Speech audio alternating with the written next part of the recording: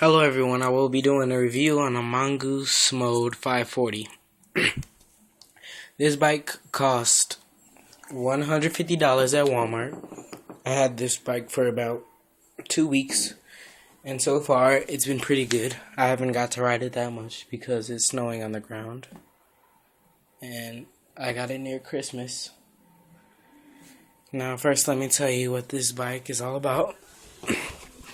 None of the bearings are sealed, but it's a high tensile steel bike.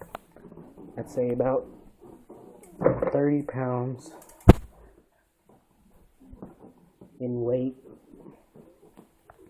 and steel forks, steel handlebars, steel stem. Everything really is steel, besides the cranks, which are toolbar. And of course the rims, which are alloy.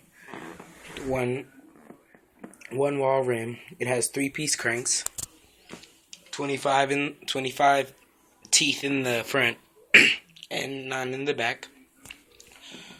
This is how the cassette hub sounds. Pretty loud. And it has a non-pivotal seat. My review on this bike is that it's very good for its value because it only costs $150, but it's still pretty great. I recommend you buying this bike if you don't want to spend $400 on a complete pro big deal bike. So that's all I really have to say of this bike. Once again, Mongoose Mode 540.